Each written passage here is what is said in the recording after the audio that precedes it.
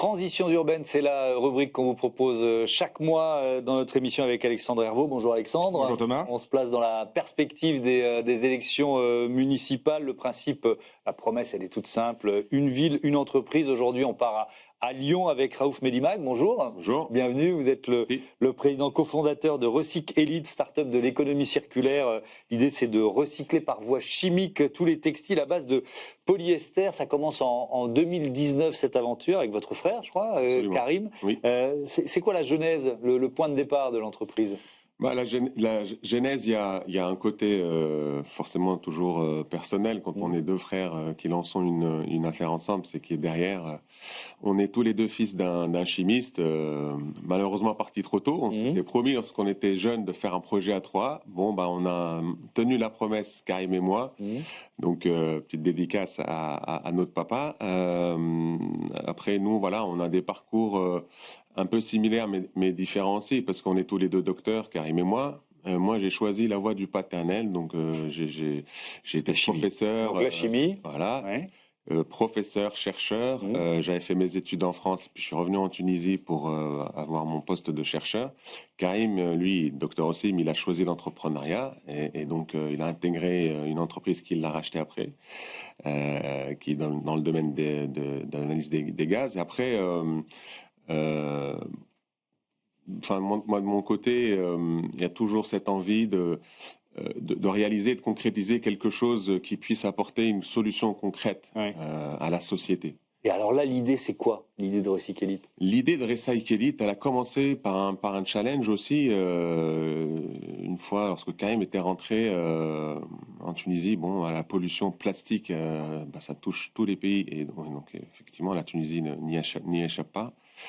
Et donc, lui, comme il était actif aussi auprès des réseaux, Accéléra et les pôles de compétitivité, il avait vu qu'il allait y avoir un gros problème à régler sur les plastiques, une question de souveraineté européenne, parce que la Chine avait dit, moi j'arrête de prendre les déchets de tout le monde. Oui, on n'est plus la poubelle du monde, Absolument. On arrête.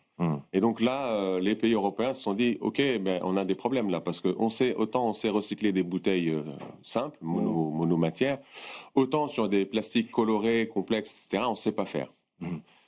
Là, du coup, on m'a dit, est-ce que tu peux réfléchir à un truc comme ça ? Moi, c'était pas du tout mon domaine de recherche, c'était pas ça, ma chimie. Je faisais autre chose dans le biosourcé. Donc c'est comme ça, chemin faisant, que j'ai commencé à regarder ce qui se faisait et je trouvais qu'il y avait toujours énergie, pression, dans tous les brevets. Et vous êtes orienté, alors déjà, on peut parler peut-être un tout petit peu, sans forcément rentrer trop dans les détails techniques évidemment, mais sur le procédé que vous mettez en place, qui est la dépolymérisation, si je ne m'abuse. Et puis, dans un même temps, on peut aussi parler du pivot que vous avez fait. Vous venez de parler du plastique, mais finalement, on vous reçoit aujourd'hui, votre domaine, c'est le textile. Absolument. Pourquoi j'ai tenu à parler de ça ? Parce que, justement, je tenais aussi à raconter l'histoire d'une start-up qui doit être toujours agile et savoir pivoter. On appelle ça un pivot stratégique. Ouais. Donc, bien entendu, on a commencé sur le plastique, on a commencé à revendiquer un procédé basse température, même température ambiante, le tout premier brevet.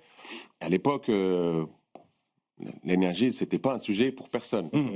Non, c'est un sujet très, très différent. Le positionnement sur le textile, il est venu par le fait que sur les projets plastiques, il y a eu beaucoup d'engagement de certains de nos concurrents avec des gros projets massifs en France. Elle a eu l'annonce de 3 projets au minimum, donc on s'est dit, de toute façon, on ne va pas aller pouvoir les concurrencer sur les gisements à l'époque. Et surtout, nous, on a un procédé assez sympathique et sobre dans les conditions. Est-ce qu'on peut se positionner sur d'autres gisements où il y a des vraies problématiques ? Et les vraies problématiques, la première problématique, c'est ça.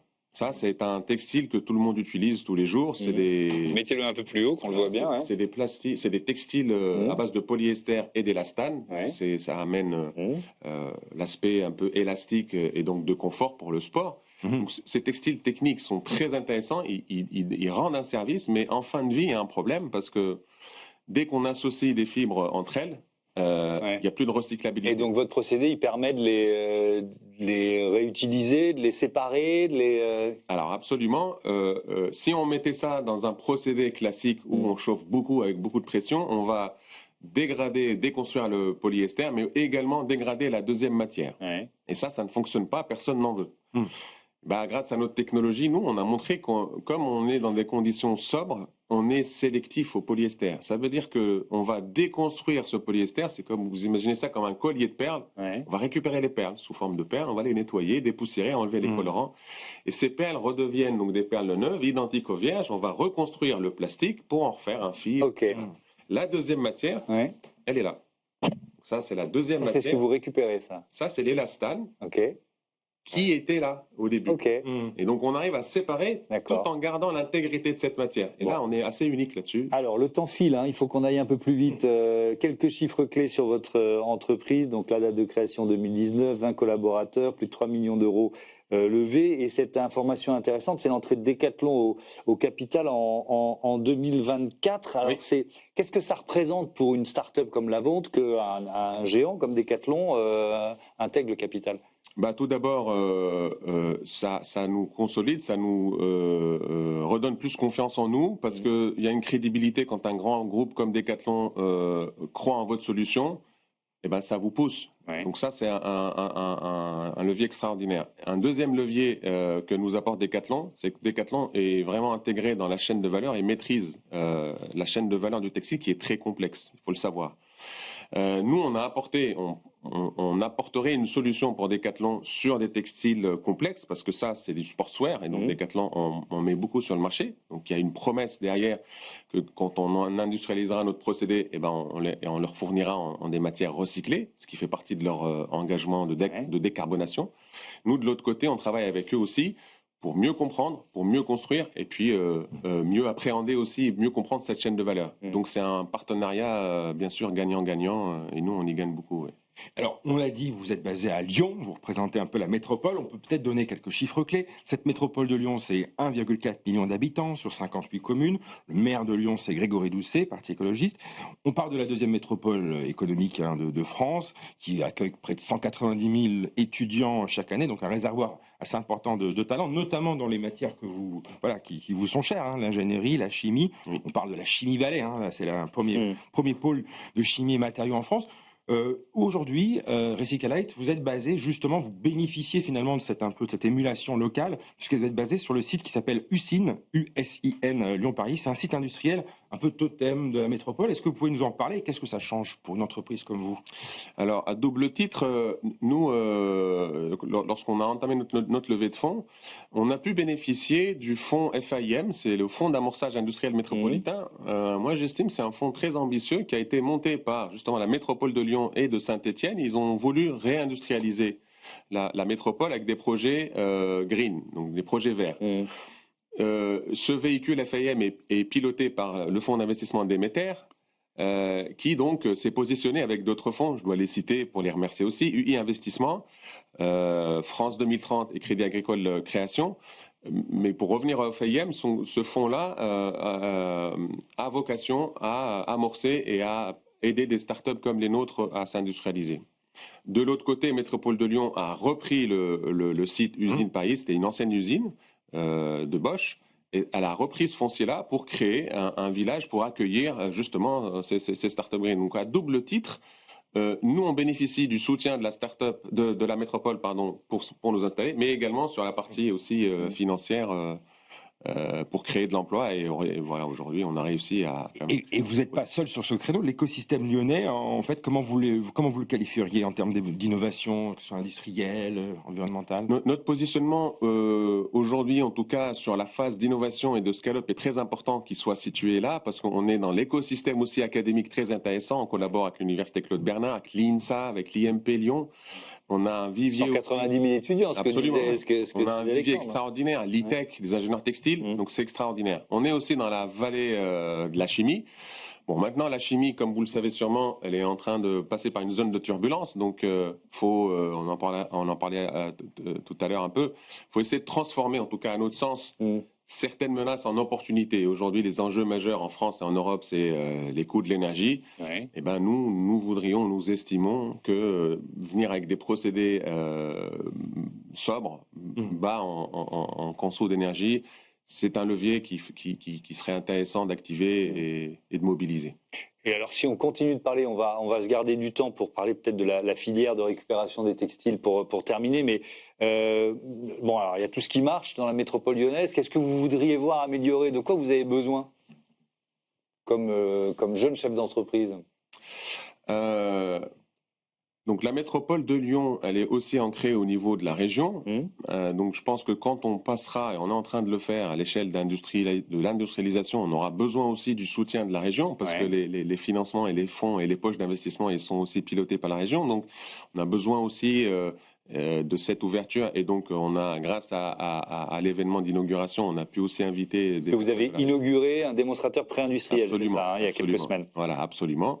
Et donc, il y a, pour nous, c'est quoi? C'est de chercher du foncier pour pouvoir nous implanter, du financement, bien évidemment. C'est le nerf de la guerre. Et aujourd'hui, le financement, il est quand même dur à aller chercher, vu les collectivités. Voilà. Et puis surtout, mais ça, c'est à l'échelle vraiment nationale. Nous, on s'est mis en partenariat avec des collecteurs trieurs qui aujourd'hui ont pris le pari d'investir sur des outils de tri automatisés. Comme on fait pour le plastique, aujourd'hui on commence à le faire pour des textiles. Donc la métropole aussi, elle soutient ça c'est très bien. Et donc cette connexion, ce que je vous essaie de montrer, c'est on ne crée pas une boucle, mais autant de boucles que de matières qu'on crée. C'est ce qu'on essaye de faire. Et on essaie aussi de trouver de la circularité sur des matières qu'on peut faire à l'échelle vraiment franco-française ou européenne. Donc ce soutien aussi de mise en relation et de logistique est quelque chose de très important. Je crois que vous vous êtes mis récemment autour de la table avec à la fois vos partenaires et vos concurrents, à l'initiative entre autres du ministère de la Transition, parce que justement ce secteur-là de la collecte, ce qu'on appelle le refashion, traverse un peu des turbulences. Absolument. Donc l'éco-organisme Refashion qui œuvre depuis 2008 à trouver une solution pour nos textiles en fin de vie.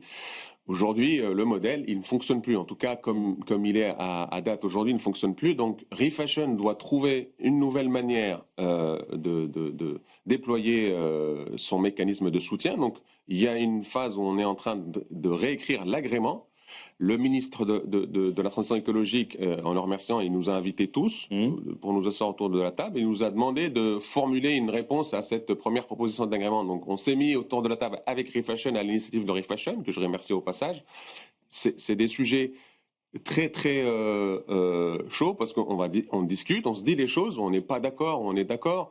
Il y a des acteurs dont les intérêts ne sont pas forcément toujours convergents, mais on arrive quand même à s'asseoir autour de la table et à discuter. Ça, c'est très, très intéressant et très structurant.